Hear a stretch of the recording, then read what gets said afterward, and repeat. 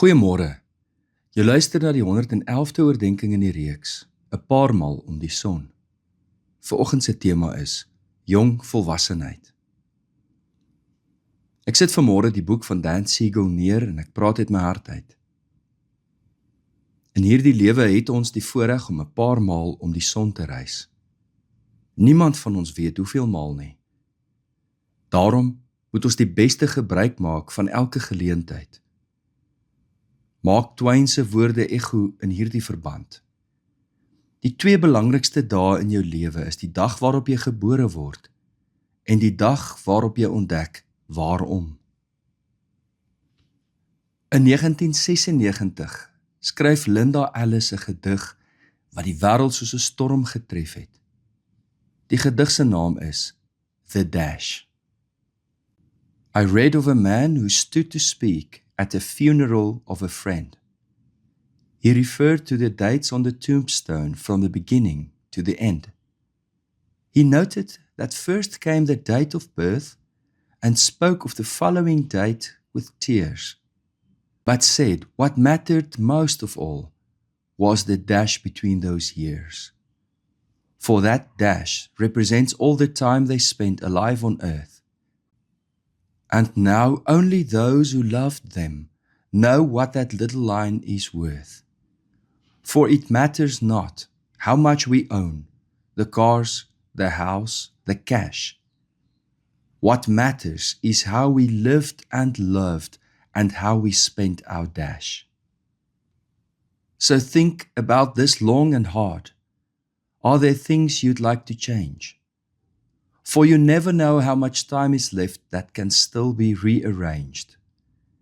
If we could just slow down enough to consider what's true and real, and always try to understand the way other people feel, to be less quick to anger and show appreciation more, and love the people in our lives like we've never loved before.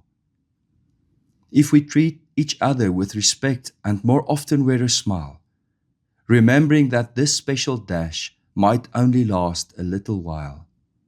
So, when your eulogy is being read, with your life's actions to rehash, would you be proud of the things they say about how you spent your dash?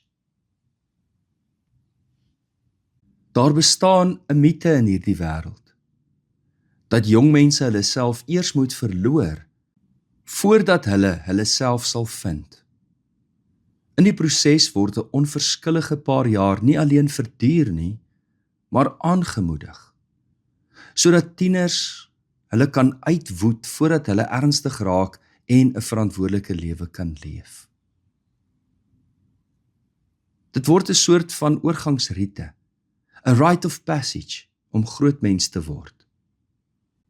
Dus, jong mense moet eers wag tot so in hulle middel 20s of vroeë 30s, voordat hulle hoef te ontdek waarom hulle hier op aarde is.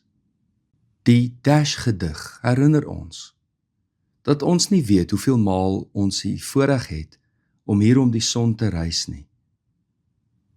Om die lewe uit te stel tot later, is 'n gevaarlike eksperiment. Ek stem volkome saam dat 'n tiener se brein nog ontwikkel.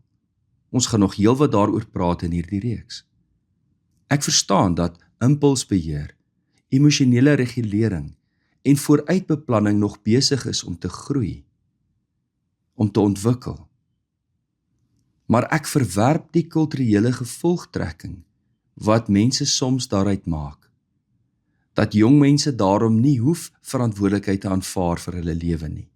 Dat vir 'n tyd lank al die waardes en norme wat hulle geleer het by hulle ouers en die kerk, eenkant geskuif kan word, net dat hulle darm die lewe kan geniet. Maar, daar is reeds 'n rite of passage, 'n oorgangsrite, wat veel meer en heeltemal ander betekenis het. En dit is die aflegging van geloofsbelijdenis. 'n Oorgangsrite wat inderdaad sê, hierdie kind is nou 'n groot mens, en kan vir hulle eie lewe verantwoordelikheid aanvaar. Die wêreld het vir jong mense 'n vreemde boodskap gegee, Gebruik jou tienerjare en jou 20's om soveel as moontlik foute te maak, dat jy dit nie later herhaal nie. Die Bybel gee heeltemal 'n ander boodskap.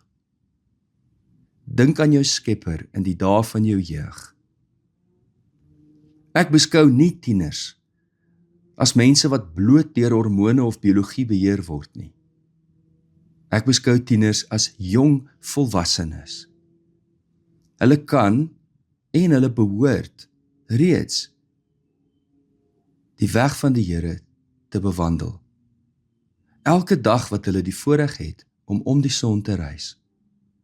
Hulle moenie wag totdat hulle eendag groot is, voordat hulle groot verantwoordelikheid dra nie. Die beste jare van jou lewe is nie bedoel om weggegooi te word nie. Dit is bedoel om kosbaar geleef te word. Daarom weier ek om oor tieners te praat asof hulle volgens 'n ander stel reëls moet leef as die res van Jesus se volgelinge. Kan jy jou dit nou indink? 'n Pa en ma leer hulle kinders van kleins af. My liefie, jy behoort aan die Here. Jy is Jesus se volgeling. Leef jou lewe volgens Jesus se wil. Maar as jy so in jou tienerjare kom, kan jy vir 'n rukkie net bietjie daarvan vergeet, dat jy net eers jou lewe gaan geniet, gaan woed al jou drange uit en al jou slegte gewoontes, gaan leef hulle nou net uit en kry dit oor en verby. En dan, as jy so bietjie ouer is, dan kan jy weer die regte dinge doen. Die meeste ouers leer darm nie hulle kinders so nie. Maar hoeveel tieners neem self dan so 'n besluit in hulle lewe? Ek sal net eers wag vir later, dat ek net eers my lewe geniet. Ek verstaan dat tieners ontwikkel, en ek verstaan, hulle maak foute soos almal van ons. Maar daar is 'n beslissende besluit wat elke jong mens moet neem. Want jy is reeds geroep om God lief te hê, jou naaste lief te hê en jouself lief te hê. Tieners is reeds geroep om vroeg reeds met wysheid en oordeel te weet waaroor die lewe gaan. Jongvolwassenheid is nie 'n wagtyd tot die regte lewe begin nie. Dit is die regte lewe. Dis die enigste lewe wat jy het. En elke dag tel. Die dash. Tel. Elke keuse vorm jou karakter. Elke keuse bepaal jou lewe. Elke jaar is deel van daardie klein streepie, die dash, tussen geboorte en dood. En elke liewe oomblik van jou lewe skryf jy, vul jy die spasie in op daardie dash. En daarom is die beste tyd om te begin leef waarvoor God jou geskep het, nie eendag nie. Dit is vandag. Die twee belangrikste dae in jou lewe is die dag waarop jy gebore word en die dag waarop jy ontdek waarom. Kom ons bid saam. Hemelse Vader, ons bid aan die einde van hierdie week en sê vir U dankie vir elke dag wat verby is. Elke dag wat deel vorm van ons dash. Ons bid vanmôre vir mekaar, dat ons die lewe wat U vir ons gegee het, beide in verantwoordelikheid en vreugde sal leef. Ons bely en weet dat U vir ons riglyne gegee het om te leef. Nie om ons lewe te verskraal nie, maar sodat ons in U vryheid, in U genade en binne U wil kan leef. Daar is nie 'n ander lewe of 'n beter lewe as die lewe in U en saam met U nie. Here, ons bid veral vir ons jong mense, ons jong volwassenes, dat U hulle sal lei in U lig en U waarheid. Dit bid ons in Jesus naam. Amen. Liefde en 'n geseënde naweek vir elkeen.